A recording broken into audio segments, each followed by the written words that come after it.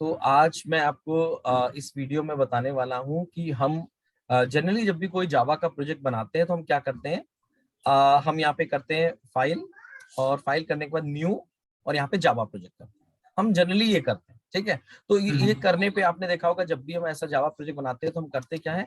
जब Java project ऐसे बनाते हैं तो मैंने आपके कुछ एग्जांपल बताता हूँ। जैसे कि मैंने देखो एक प्रोजेक्ट बनाया हुआ है सेलेनियम का, ये बना रखा है मॉर्निंग 8 AM बैच।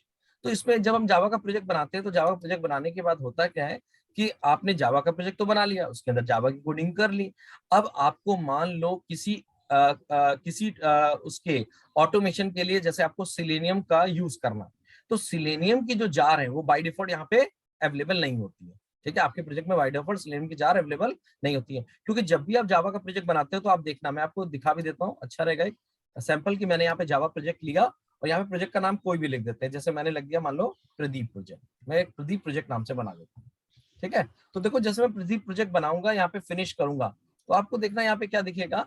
आपको लेफ्ट साइड में एक प्रोजेक्ट बन के दिखेगा। उस प्रोजेक्ट के अंदर बाय डिफॉल्ट आपको क्या क्या मिलता है ये देखना। ये प्रदीप प्रोजेक्ट बना और इसको मैं एक्सपेंड कर रहा हूँ। इसके अंदर देखो एक लाइब्रेरी दिख रही होगी, एक एसआरसी दिख रहा है, दो ही चीजें दिख रही है। तो इस JRG सिस्टम लाइब्रेरी क्या है, क्योंकि आपने जावा का प्रोजेक्ट बनाया है, तो जावा का प्रोजेक्ट बनाने से फायदा क्या हुआ कि बाय डिफॉल्ट जो जावा से रिलेटेड आपकी जार है ना, जावा से रिलेटेड जितनी भी जार है या लाइब्रेरी कह सकते हो, वो तो इस प्रोजेक्ट में बाय डिफॉल्ट अटैच हो जाती है। बट सेलेनियम का नहीं रहेगा। लेकिन सिलेनियम की नहीं है। अब मुझे अगर सिलेनियम का किसमें कोडिंग करनी है तो हमें क्या करना पड़ता है, इस पूरे प्रोजेक्ट में सिलेनियम की जार को अटैच करना पड़ेगा। तो हम करते क्या है, सबसे पहले अपने इंटरनेट पे जाते हैं, और हमने आपको बताया सिलेनियम की सेशन में कि आप सिलेनियम में वहां डालते हो, सिलेनियम डेव नाम की वेबसाइट पे जाते हो और वहां से उसकी जार को डाउनलोड करते हो। डाउनलोड करके आप सिस्टम में रखने के बाद क्या करते हो, यहाँ पे इस पे क्या करते हो आप, यहाँ पे इस पे राइट क्लिक करते हो, और यहाँ पे देखो इस किसी और प्रोजेक्ट में दिखा देता हूँ ताकि आप देखो। यहाँ पे क्या करते हो, आप प्रोजेक्ट पे राइट क्लिक करते हो, बिल्ड पाथ पे जाते हो, और यहाँ पे कॉन्फ़िगर बिल्ड पाथ पे जैसे कॉन्फ़िगर बिल्ड पाथ करते हो आपकी विंडो ओपन होती है। तो यहाँ पे देखो आपने देखा है लाइब्रेरीज लिखा है, यहाँ पे आप ऐड एक्सटर्नल जार करते हो। जब ये ऐड एक्सटर्नल जार करते हो तो जहां पे अपनी अपनी सिलेनियम की जार आपने डाउनलोड करके रखी है, फॉर एग्जांपल देखो मैंने यहाँ रखी सिलेनियम की जार, POI जो एक्सेल को रीड करने की जार होती है, अगर कुकुम्बर इस्तेमाल करना है उसकी जार, टेस्ट एनजी की देखो जार। तो जितनी भी जार आपने यहाँ पे डाउनलोड करके अपने फोल्डर पे रखी, उनको एक एक करके ऐसे सिलेक्ट करते हो और ओपन करके क्या करते हो, यहाँ पे ओपन कर देते हो। तो यहाँ पे देखो उसकी सारी यहाँ पे अटैच हो जाती है। यस। और ये अटैच होने के बाद आपको कहाँ दिखने लगती है, ये तो आपके पास बाय डिफॉल्ट लाइब्रेरी थी, ये देखो यहाँ पर रेफरेंस लाइब्रेरी नाम का दिखता है, जिसमें वो सारी जार जो आप अलग से डाउनलोड करके इसमें अटैच करते हो वो दिखने लगती है। क्लियर है? क्लियर है।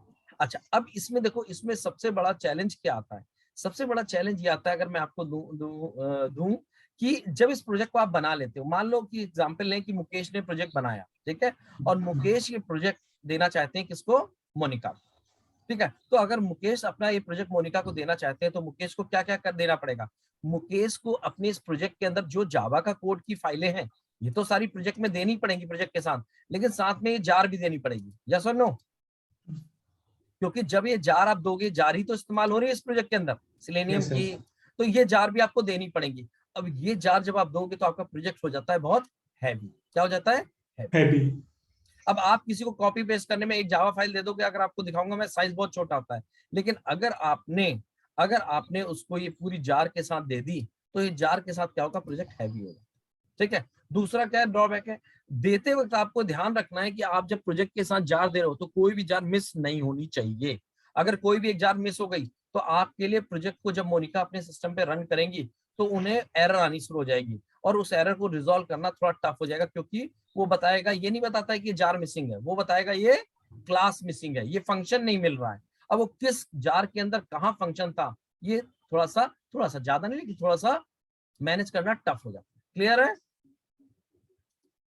हाँ जी, क्लियर है सर? तो कोई Yes, sir. स्पेसिफिक पैटर्न होगा ना, जैसे वो क्लास, जैसे जिससे समझा जा सके कि वो जार फाइल के बारे में ही बोल रहा है कि हाँ, नहीं कुछ नहीं, भी? एक्चुअली उसके लिए जो जार फाइल होती है, वो जार फाइल मतलब एक लाइब्रेरी हुई, वो लाइब्रेरी से उसको मतलब है, उसको मतलब तो ये है कि उसने, फॉर एग्जांपल देखो इसी में बताता हूँ, जैसे कि एग्जांपल यहाँ पे है कि मैंने यहाँ न्यू किया, अब यहाँ पे क्लास करी, ठीक है, यहाँ पे आपको मैं क्लास बना देता हूँ, जैसे डेमो करके मैं क्लास बनाता हूँ। अब देखो इस क्लास के अंदर अगर मान लो फॉर एग्जाम्पल पहले से अगर इसमें वो पड़ी होगी, क्या बोलते हैं, मैंने जार डाली है उसकी क्रोम की, ठीक है, सिलेनियम की जार डाली तो आपको पता है मैं ये क्लास बना सकता हूँ उसमें ना, क्रोम ड्राइवर बना सकता हूँ। हाँ जी, यस और no? Yes sir, yes yes yes तो सर। देखो, तो मैं ऐसे देखो उसमें कोड लिखूंगा, जब मैं कोड लिखूंगा उस समय एरर नहीं आएगी, सही कह रहा हूँ? Yes sir.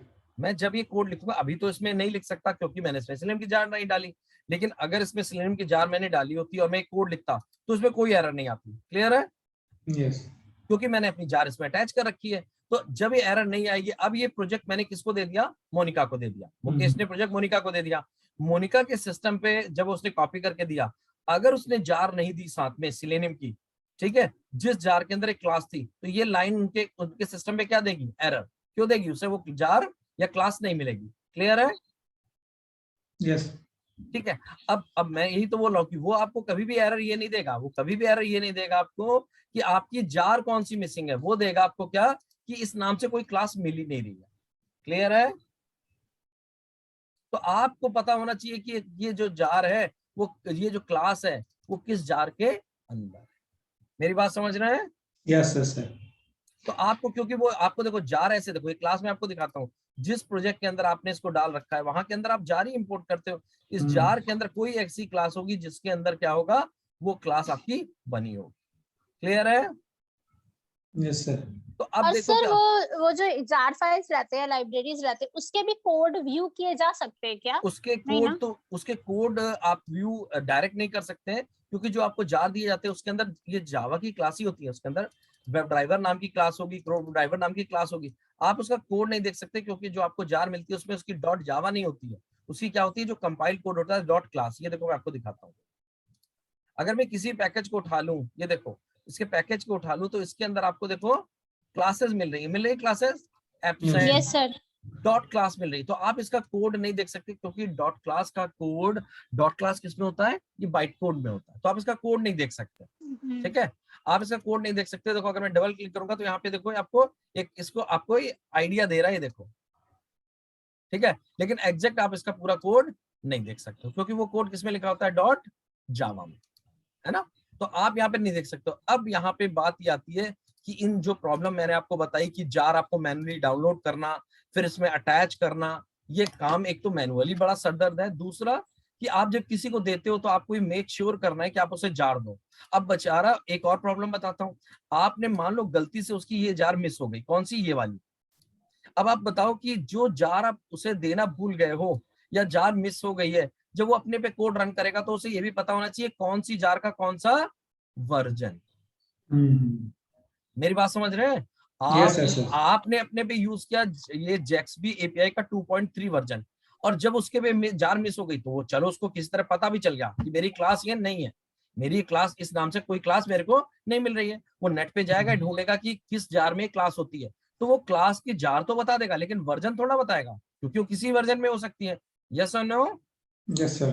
तो आपको अपनी क्लास, अपनी जार, उसका वर्जन, ये सब आपको मेंटेन रखना पड़ता है। जो आपने इस्तेमाल किया है वही जब दूसरा यूज करेगा आपका प्रोजेक्ट, तो उसको भी वही यूज करना है। तो या तो आप आपको कॉपी करके पूरी सारी जार दे दो, ये सारी जार उसे दो, कोई मिस नहीं होनी चाहिए, या उसके साथ आपको ये इन्फॉर्मेशन देनी है कि भाई इस जार का मैंने वर्जन यूज किया। तो ये मैनुअली बहुत टफ है। इसको सोल्यूशन करने का एक आसान तरीका क्या था कि आप अपने प्रोजेक्ट को क्या बना सकते हो? आप अपने प्रोजेक्ट को बना सकते हो इस सिंपल जावा की जगह न्यू मेवन प्रोजेक्ट। यहाँ पे जाओगे न्यू अदर्स में जाना, और एक ऑप्शन आता है, ये देखो यहाँ पे मेवन, एक आपको हेडिंग मिलेगी, इसमें लिखना मेवन प्रोजेक्ट। ये मेवन प्रोजेक्ट यहाँ पे कर देना। ठीक है, तो मेवन प्रोजेक्ट क्या करेगा? इसके बाद आपसे नेक्स्ट पूछेगा। नेक्स्ट करने के बाद मेवन एक्चुअली क्या है? मेवन जो है वो भी जावा का प्रोजेक्ट बनाने का एक क्या है? तरीका है। मेरी बात समझ रहे हैं? मेवन भी क्या है, जैसे क्या हो आप जावा का नॉर्मल प्रोजेक्ट बना रहे हो, मेवन के थ्रू भी आप जावा का प्रोजेक्ट बना सकते हो, और उससे कुछ फायदे होते हैं। ठीक है, तो उसमें मैं आपको दिखाता हूँ। यहाँ पे आप लिखते हैं क्विक स्टार्ट करके लिखता हूँ।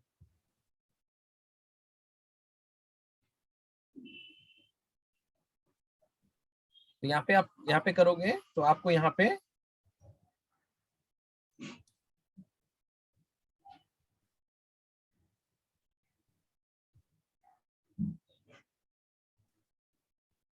एक आपको एक हेडिंग डालनी पड़ती है, यहाँ पे एक सर्च डालना पड़ता है।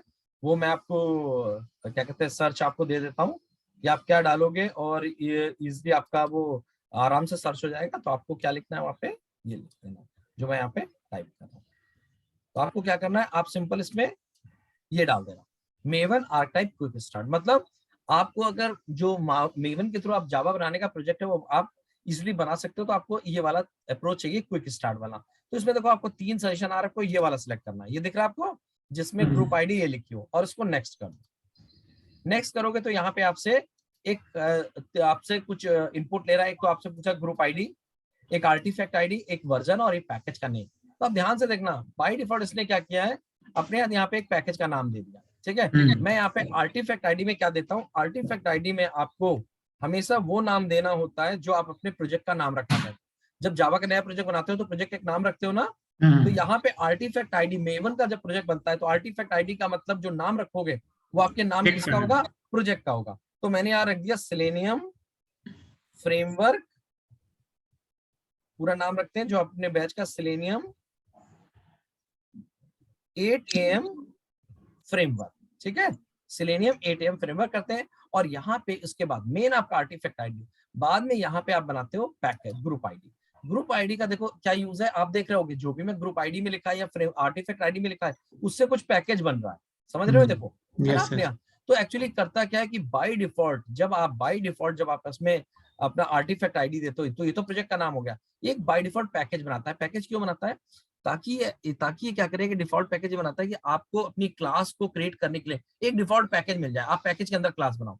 कोई जरूरी नहीं है कि आप उसको इस्तेमाल करो, अभी इसको बनने दो, बाद में आप चाहो तो क्या कर सकते हो, उसको डिलीट करके अपना बना सकते हो, ठीक है। लेकिन इंपॉर्टेंट सबसे क्या है कि आपका यहाँ पर आर्टिफैक्ट आईडी होना चाहिए, प्रोजेक्ट नेम होना चाहिए। हाँ। इसके बाद देखो हम इसको करते हैं फिनिश। जब फिनिश करूंगा तो इसका स्ट्रक्चर जो बनता है वो जावा के इसका स्ट्रक्चर आपका जो बनाया था मैंने सिंपल आपका जावा प्रोजेक्ट, इसके स्ट्रक्चर में था SRC और ये लाइब्रेरी। जबकि आपको जो फ्रेमवर्क से बनाया उसके अंदर देखो क्या क्या मिल रहा है, बहुत चीजें मिल रही है।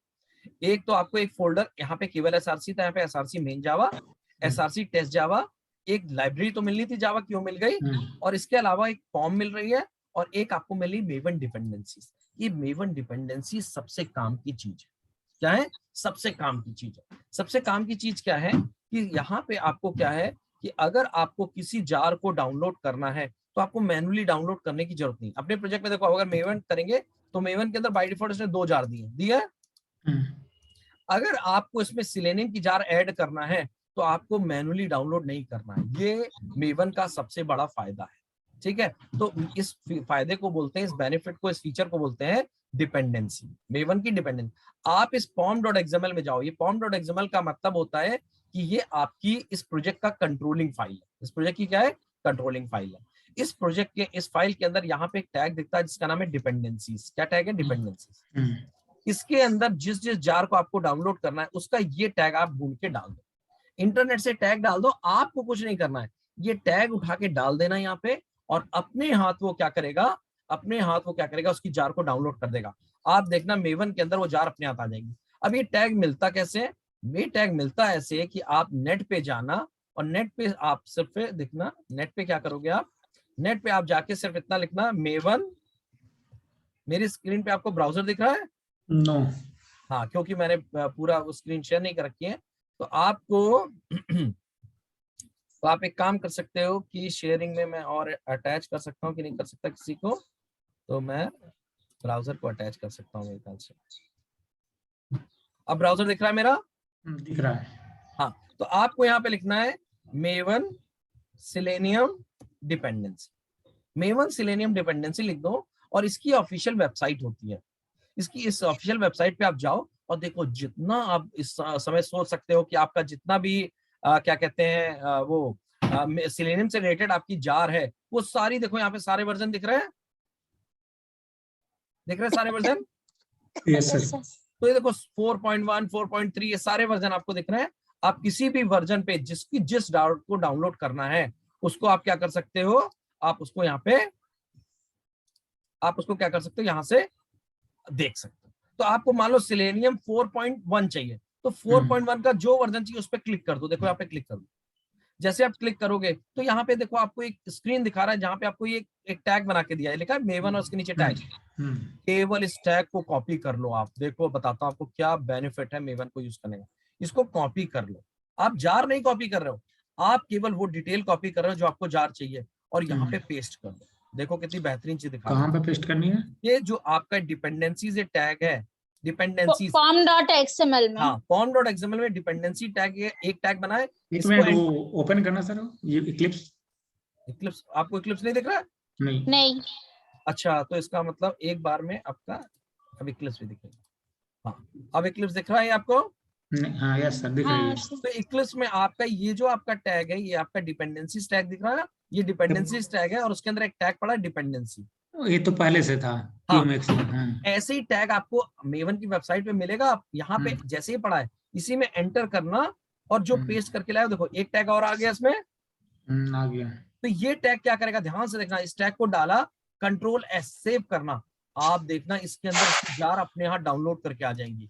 देखना ध्यान से, मैजिक देखना, मैंने Ctrl+S किया है, आप देख रहे हो कि नीचे बिल्डिंग करके यहाँ लिख के आ रहा है, ट्रिपल के नीचे बिल्डिंग 95। और अब ये देखना ये क्या कर रहा है, आपके लिए जार खुद डाउनलोड कर रहा है।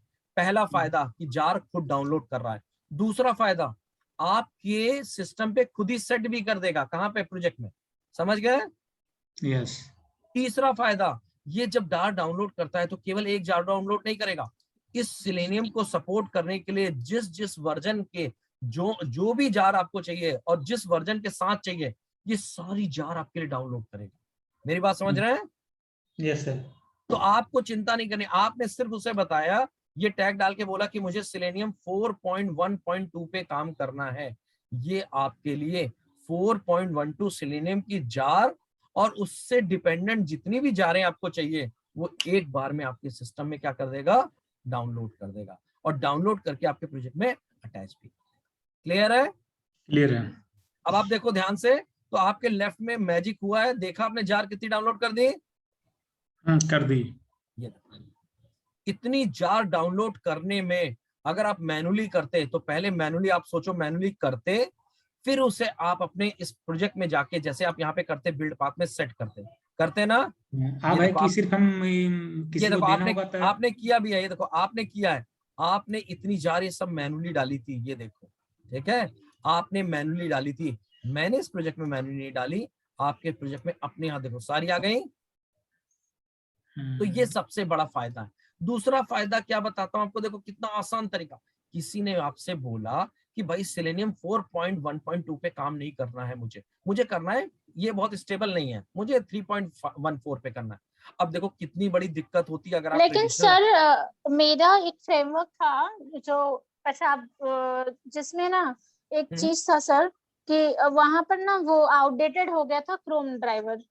हाँ, तो उसके लिए जब मेविन भी यूज हुआ था, लेकिन फिर भी हम लोग को एक्सटर्नली क्रोम ड्राइवर और TXT ऐसा ऐड नहीं नहीं, वो अलग चीज, वो जार नहीं है, क्रोम एक्सी फाइल एक अलग चीज है, ठीक है, वो जार नहीं ओ है, अच्छा, ठीक है, वो जार नहीं, वो तो आपकी एक्सी फाइल अलग है, यहाँ पे जार का काम कर रहा है। तो अब देखो अगर मैं आपसे कहता ट्रेडिशनल अप्रोच में आप इसे किसी तरह यहाँ पे, ये देखो आप अपने सिलेनियम प्रोजेक्ट में मान लो जार अटैच कर दी, अब आप मुझे बताओ इन जार में से मुझे 4.1 पे काम नहीं करना है, मुझे सिलेनियम के किसी और वर्जन पे काम करना है, तो क्या करोगे आप? दोबारा ऐसा नहीं करोगे कि राइट क्लिक करोगे प्रोजेक्ट में, बिल्ड पाथ पे जाओगे और एक एक करके यहाँ से ये देखो करोगे और रिमूव करोगे।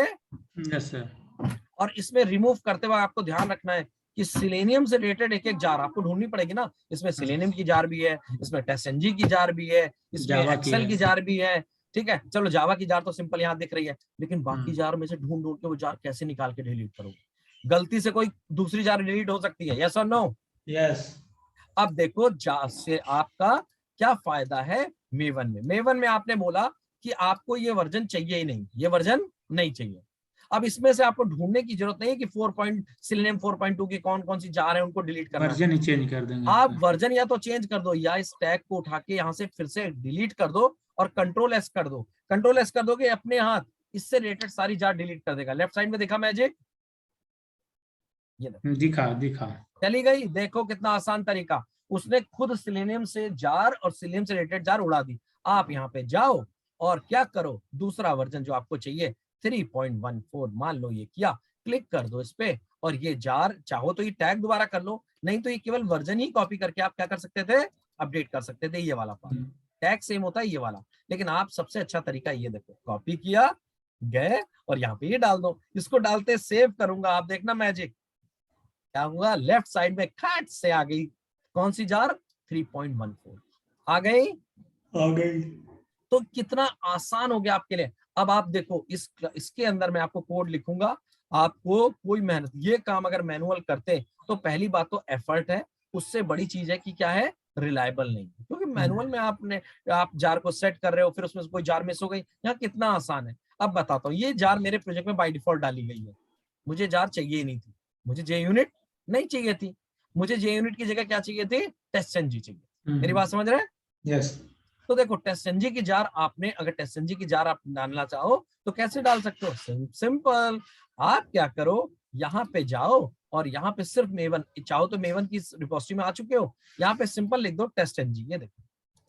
चाहो तो मेवन टेस्ट एनजी सर्च कर दो या टेस्ट एनजी यहाँ लिख दो, देखो आपको टेस्ट एनजी की सारी जार दिख जाएंगी। जाओ टेस्ट एनजी के इस पे क्लिक करो, जो वर्जन आपको पसंद हो कर लो। ये देखो सारे वर्जन है मेवन के पास, और मेवन आपसे कहता है अगर आपको जार डाउनलोड करनी है तो कर लो, नहीं करनी है तो आप इसमें जहां कहीं भी आपको क्लिक करना है इस वर्जन पे क्लिक करो, ये देखो, और सिर्फ यहाँ पे क्या करो, ये देखो यहाँ पे आपको जार डाउनलोड करने का ऑप्शन है, चाहो तो यहाँ से जार डाउनलोड कर सकते हो, नहीं तो सिंपल क्या है कि यहाँ पे इस वर्जन के ऊपर क्लिक करो, ये टैग दिखाएगा, ये देखो, कॉपी करो, अपने प्रोजेक्ट पे जाओ, दिख रहा है ना मेरा क्लिप्स, यस यस यस। यहाँ पे जाओ और ये टैग डाल दो, और कितना आसान है, कंट्रोल एस, आप लेफ्ट में देखना, अच्छा, यहाँ से हम जे यूनिट रिमूव भी कर सकते हैं ना?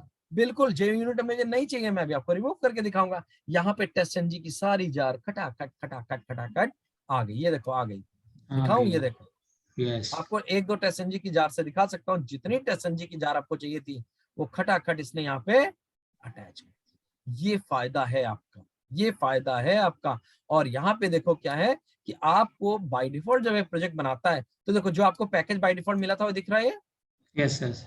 अब इस पैकेज को, आपको ये पैकेज अगर इसके अंदर कोडिंग इसी के अंदर करनी है तो कर दो, नहीं करनी है तो आप चाहो तो उसको डिलीट कर दो, अपना खुद का पैकेज बना लो। तो आपको मैं दिखाता हूँ कि बाय डिफॉल्ट ये क्या करता है, ये आपका मेवन जो है आपका टेस्टएनजी का इस्तेमाल नहीं करता है, टेस्टएनजी का एक छोटा भाई है जिसका नाम है जे यूनिट, जो जे यूनिट का इस्तेमाल करता है। तो इसके अंदर उसने एक सैंपल कोड भी बना के दिया, देखो ये सैंपल कोड है टेस्ट का, और यहाँ क्या यूज कर रहा है, जे यूनिट, ठीक है। तो जे यूनिट कर रहा है, इसलिए बाय डिफॉल्ट से जे यूनिट की जार दे दी। अगर आपको इनका ये वाला जे यूनिट यूज करना ही नहीं हमें तो हम इसको हटा देते हैं। देखो मैं इसको हटाऊंगा वो एरर देना शुरू कर देगा, क्योंकि जब जार हटा दूंगा तो इस कोड में एरर आ जाएगी ना, ये जार यूज कर रही है। देखो मैं हटाता हूँ, एक किया, कंट्रोल एस किया, लेफ्ट साइड में देखना अपने हाथ, जब इसको हटाऊंगा आ गई टेस्ट में जार में एरर, ये देखो।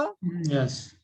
तो आपको चाहिए ही नहीं थी, आपने हटा दी, कितना आसान है। जाओ और इस पैकेज को डिलीट कर दो, पैकेज मतलब क्लास को चाहे पैकेज को, मैं तो पैकेज ही डिलीट करता हूँ क्योंकि मुझे नहीं चाहिए पैकेज, मैं खुद सर का तो पैकेज। कोड में ज्यादा है वो डिलीट करना होगा जो पोर्शन नहीं रिक्वायरमेंट है विद इन डिपेंडेंसी।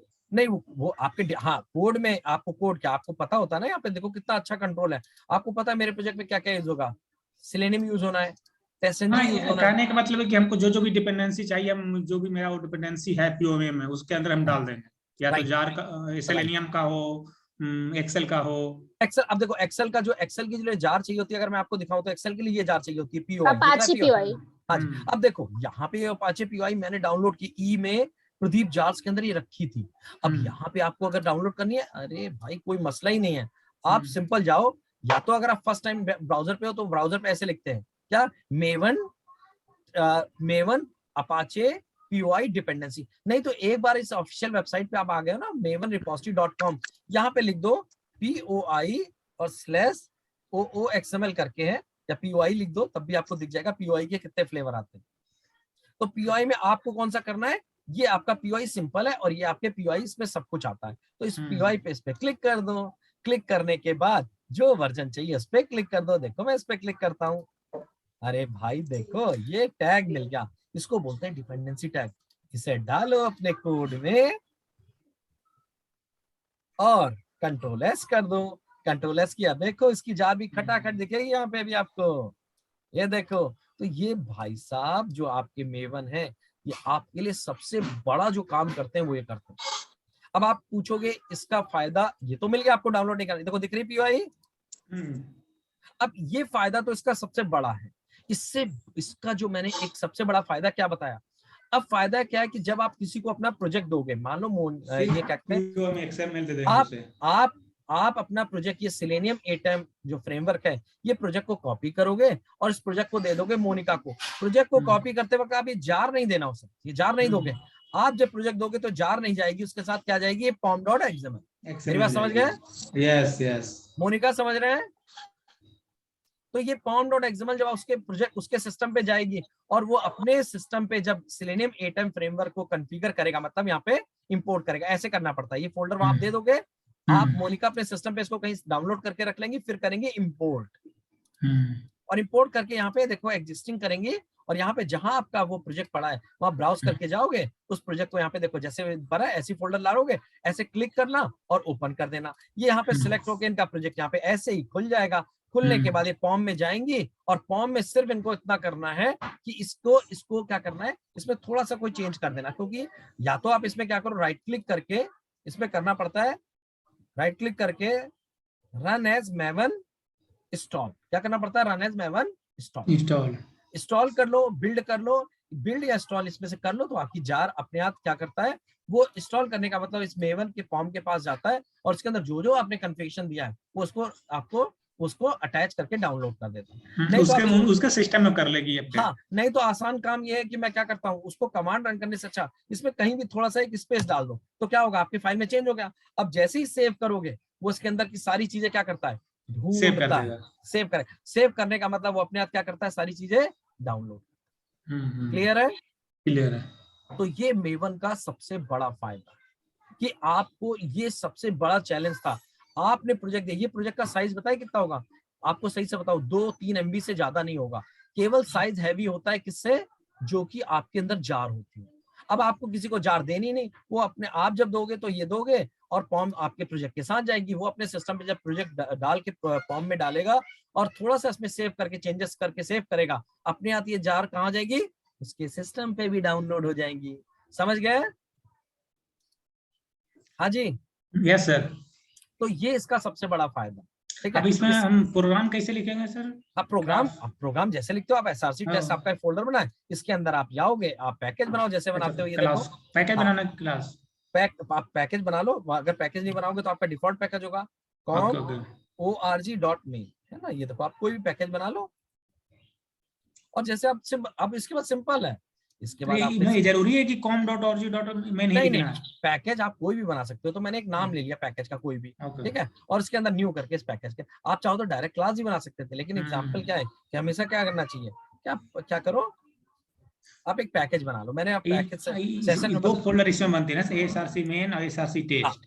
हाँ, SRC टेस्ट और मेन बनते हैं। इसका भी एक रीजन ये है कि आपका ये जो आपका मेवन का प्रोजेक्ट है ना, मेवन बनाया गया था कि ये डेवलपर भी इसको यूज करते हैं अपने लिए और टेस्टर भी यूज करते हैं। आपको ऐसा रिकमेंडेड है, मैंडेटरी नहीं है, लेकिन रिकमेंडेड क्या है कि टेस्टर को अपना कोड लिखना चाहिए SRC टेस्ट जावा के अंदर इस हायरार्की में, और डेवलपर को लिखना चाहिए SRC मेन जावा में। ठीक है, ऐसा रिकमेंडेड है। ठीक है, लेकिन आप चाहो तो यहाँ लिख सकते हो, लेकिन आप देखना मैं जहां भी फ्रेमवर्क बनाऊंगा इसको छूंगा नहीं SRC में, मैं सारा कोड किसके अंदर लिखूंगा, SRC टेस्ट। तो ये आपका रिकमेंडेड। ठीक है, तो ये इसका सबसे बड़ा बेनिफिट है। इसके और भी बेनिफिट है जो हम क्या कहते हैं आपके आगे जो है जब फ्रेमवर्क पे काम करेंगे तब हम डिस्कस करेंगे। लेकिन ये सबसे इंपॉर्टेंट पॉइंट है जो इंटरव्यू में एक्सपेक्टेड भी होता है कि आपको मेन चीज पता होनी चाहिए कि हम फ्रेमवर्क क्यों यूज कर रहे हैं, और इसका बहुत बड़ा फायदा। ठीक है, मेवन भी एक फ्रेमवर्क है। मेवन भी आप कह सकते हो एक, एक्चुअली मेवन को बोलते हैं बिल्ड ट्रिगर। ये बिल्ड को ट्रिगर करता है। बिल्ड को ट्रिगर मतलब आपकी बिल्ड, सॉरी बताओ सर, गिट क्या होता है, गिट और मेवन में अंतर क्या है? गिट एक अलग चीज है, वो मैं आपको एक सेपरेट टॉपिक में बताऊंगा। ठीक है, ठीक है सर। ठीक है, बिल्ड जो आपका मेवन है इसको बोलते हैं बिल्ड टूल। बिल्ड टूल मतलब आपके प्रोजेक्ट को बिल्ड करने के लिए, बिल्ड मतलब बनाने के लिए जो जो उसको जार और जो भी आपको रिसोर्सेस चाहिए ये आपको बिल्ड करके खुद देता है विद लेस एफर्ट, इसीलिए इसको बोलते हैं बिल्ड टूल। इसको बिल्ड टूल बोलते हैं, और जेनकिंस जो होता है उसको बोलते हैं बिल्ड ट्रिगर टूल, वो एक अलग टॉपिक है। ठीक है, ठीक है सर, क्लियर है?